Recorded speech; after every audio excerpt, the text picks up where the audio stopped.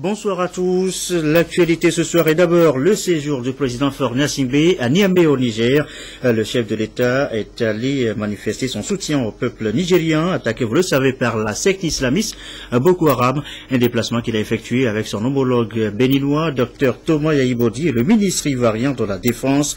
Nous reviendrons sur le sujet des réceptions des images dans cette édition donc. L'actualité ce soir, elle est aussi, nous l'annoncions tout à l'heure en titre, politique vers la désignation du candidat uni pour la prochaine présidentielle. Il sera connu demain à l'issue de la convention du parti qui se réunit à Kara. Le candidat désigné affrontera dans l'arène 7 autres déjà dans les starting blocks. Augustin Kossi et Méa Balo. Le Parti UNIR organise ce mercredi 25 février sa convention nationale à Kara dans le nord du pays. Ils sont conviés tous les ténors du parti, les cadres, membres du gouvernement, députés, points focaux, militants et sympathisants. Le candidat de l'Union pour la République pour la prochaine présidentielle sera investi au cours de cette convention. Les travaux vont commencer le mercredi matin et ils porteront sur un certain nombre d'éléments, des discours et puis après la cérémonie d'investiture suivra. Et nous pensons qu'avant la fin de la journée, nous aurons mis fin à nos travaux et nous rendrons public le nom de notre candidat.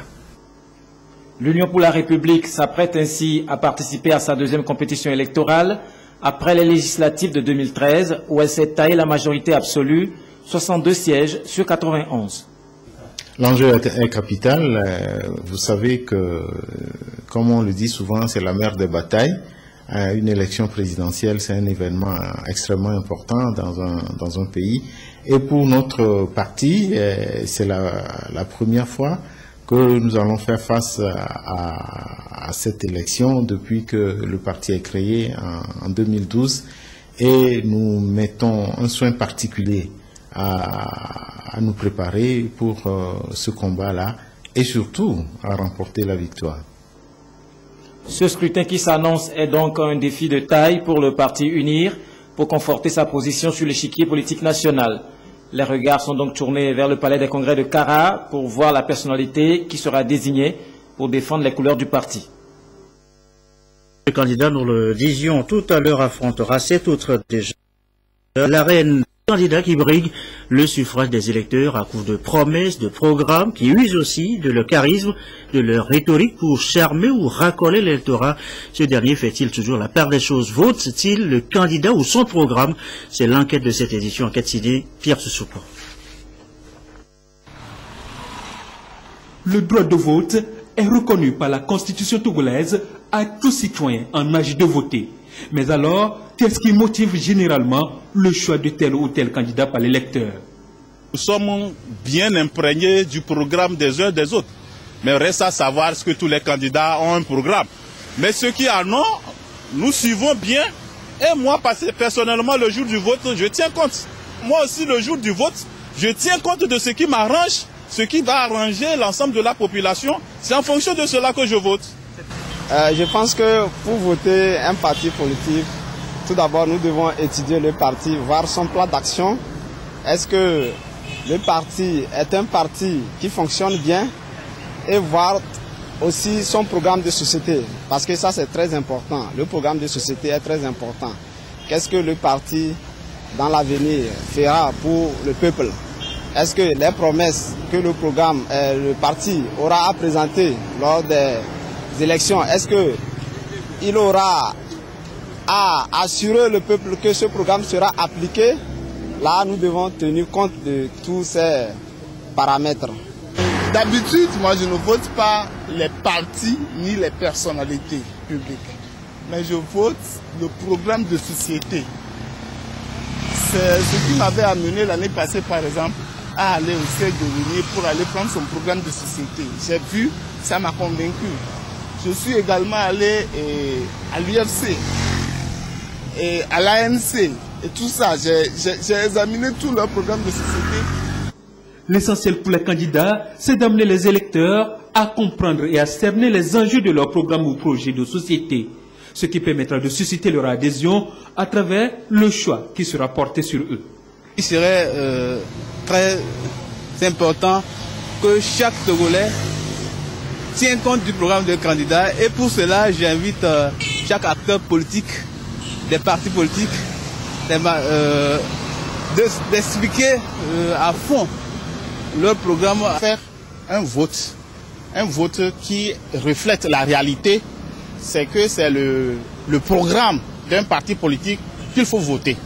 Mais moi je me demande, est-ce que la population est mieux pour pouvoir analyser le programme politique de chaque parti pour voir si c'est ça là qui est bien pour nous, le programme là est bien pour le développement de notre milieu, pour qu'on puisse voter le programme. Voter reste un droit, mais également un devoir qui nécessite d'être exprimé en toute quiétude et en toute liberté. La présidentielle a noté ces échanges d'expériences entre les organisations de la société civile et le CACIT, le collectif des associations contre l'impunité au Togo et leurs partenaires d'autres pays, en vue de la consolidation de la paix et de la démocratie. Lucassi, Apollinaire Katanga. Les élections constituent une étape déterminante dans la participation des peuples au processus de gouvernance démocratique. Mais dans certains cas, elles sont source de tensions et de conflits qui mettent à rude épreuve la cohésion sociale. Dans le courant de cette année 2015, l'Afrique se prépare à une série d'élections présidentielles, législatives et locales. Et donc une vigilance particulière est nécessaire pour prévenir et éviter les crises éventuelles qui pourraient provenir de l'organisation de ces différents scrutins. Des enjeux qui interpellent la société civile. La société civile occupe une place de choix. Une démocratie ne peut pas fonctionner sans une société civile active et qui a la liberté d'action de faire son travail. Nous avons aussi une société civile très grande au Togo, mais apparemment quand on essaie d'évaluer son impact sur la démocratisation, il y a des fois on se rend compte qu'il y a encore assez à faire. Il s'agit à ce colloque de partager les expériences des pays comme l'Afrique du Sud, le Ghana, l'île Maurice, où les élections apaisées ont permis la consolidation des institutions. Il sera aussi question pour les participants venus de 10 pays d'Afrique et du Brésil d'installer des mécanismes d'alerte précoce pour éviter les violences en période électorale. Autre sujet de l'actualité ce mardi, le référentiel en technique de l'information et de la communication. L'accent est mis ici sur la compétence. Les enseignants font une remise à niveau depuis ce matin sur la matière. L'UNESCO vient en appui. Les explications, Eric Djanikou, Tchassinam Baga. Ils sont nombreux ces étudiants qui fréquentent le cybercafé du Centre informatique et de calcul CIC de l'Université de Lomé à ignorer l'existence des sites qui offrent des contenus pédagogiques et didactiques. Désormais, ils seront orientés vers ces sites par leurs enseignants. Ceux-ci reçoivent en ce sens une formation sur le référentiel de compétences antiques pour les enseignants et les ressources éducatives libres. Le référentiel des enseignants pour l'éthique est un référentiel qui englobe toutes les compétences dont les enseignants ont besoin pour utiliser l'éthique dans leur pratique professionnelle. Une aubaine donc pour le système éducatif togolais qui veut offrir un enseignement de qualité aux apprenants. Voilà pourquoi le ministre de l'Enseignement supérieur et de la Recherche salue la coopération entre le Togo et l'UNESCO qui a abouti à cette formation. Il importe que les formateurs soient eux-mêmes formés, outillés suffisamment à la maîtrise des technologies de l'information et de la communication, qui sont aujourd'hui des outils indispensables dans tous les domaines, et notamment dans le domaine de l'éducation. Au quotidien, ces outils interviennent et permettent d'accroître la capacité de la formation en termes de coût et de qualité, de rapidité, et règle un grand nombre de problèmes que nous avons connus par le passé. L'UNESCO et le Togo collaborent également sur d'autres projets dans le domaine de l'informatique. Il s'agit du projet Campus virtuel africain et le projet d'appui au développement de technologies de l'information et de la communication. Maintenant, Nano, c'est dans le Tanjouer. Le lycée de la localité avait été ébranlé il y a une semaine par des actes de vandalisme. Les élèves avaient bruyamment manifesté. Le calme est revenu depuis. C'est à la faveur d'une rencontre entre le ministre de la Sécurité et de la Protection civile, corps enseignants, élèves et parents d'élèves. Une rencontre de sensibilisation. Le compte rendu dans cette correspondance de Désiré Aloy à Tapan. Face à face, le ministre Yak Damhan de la Sécurité et de la Protection civile et les élèves du lycée et du CG de Nano dans l'ouest de la préfecture de Tanjouar. Une rencontre suite au mouvement d'élèves qui ont entraîné des actes de vandalisme le 17 février dernier au lycée qui abritait aussi un centre de recensement électoral. Avec sa double casquette du membre du gouvernement et fils du Tanjouar, le ministre Yak a rappelé aux élèves qu'aucun développement ne peut se faire sans école et toutes sortes de violences qui l'entachent la freinent. Et les a tous invités à avoir un esprit de collaboration et être exemplaires partout par leur comportement citoyen et civique.